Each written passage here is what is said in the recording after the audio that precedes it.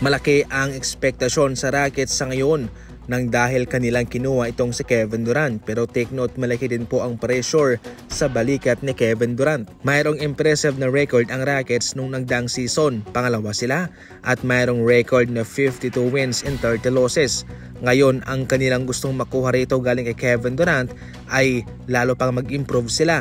Take note, magre-reflect po kay KD kung ano man ang magiging katayuan ng Rockets sa panibagong NBA season. Ngayon, kung hindi po malalampasan ng Rockets ang kanilang record nung nagdaang season kasama si Kevin Durant, nako, mahirap to dahil yung kanilang gusto ay upgrade.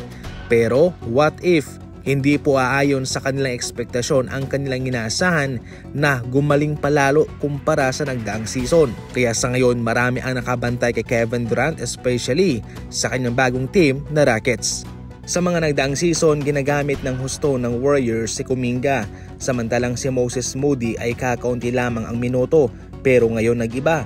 Mas mataas na ang minuto ni Moses Moody kumpara kay Kuminga. Sa ngayon, heto po ang rason kung bakit itong si Moses Moody ay mayroong ligtas na trabaho sa Golden State Warriors. Safe po ang kanyang posisyon kumpara ngayon kay Kuminga na lilipat na ng team. Sa ngayon mga idol ay napabilib ni Moses Moody ang Golden State Warriors sa kanyang kakayahan, especially sa kanyang shooting sa 3 at sa kanyang pagdepensa. 10 points sa kanyang ina-average, pero 37% naman ang kanyang shooting sa 3-point line at isang defensive monster para sa Golden State Warriors. Ang kinagandahan lang sa realidad nitong si Moses Moody kumpara kay Kuminga ay dahil itong si Moody ay wala siyang masyadong kaagaw sa kanyang posisyon. Maganda rin naman ang kanyang na-contribute sa mga nagdaang season at kaya nakuha niya ang tiwala ni Coach Steve Kerr.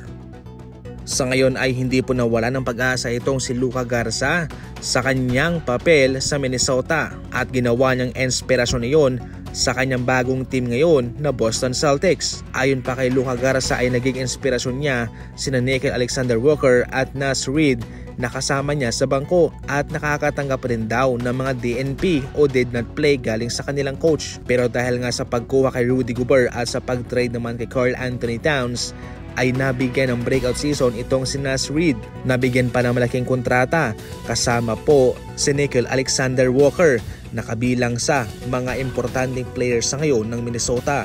Ngayon kay Luka Garza, yan sa ngayon ang kanyang inspirasyon sa Boston Celtics sapagkat sa ngayon magsisilbi siyang main man center ng Celtics pagkatapos na umalis si Kristaps Porzingis, samantalang itong si Al Horford naman ay mapupunta na sa Golden State Warriors. Ito na yung breakout season ni Luka Garza. Ang kanyang kahati sa kanyang posisyon ay si Tillman lamang, samantalang si Chris Boucher ay isang forward naman. Hinayaan lamang ng Minnesota na umalis itong si Luka Garza via free agency. Kagad naman siyang binigyan ng Boston Celtics ng 2-year deal bilang kanilang panibagong sentro.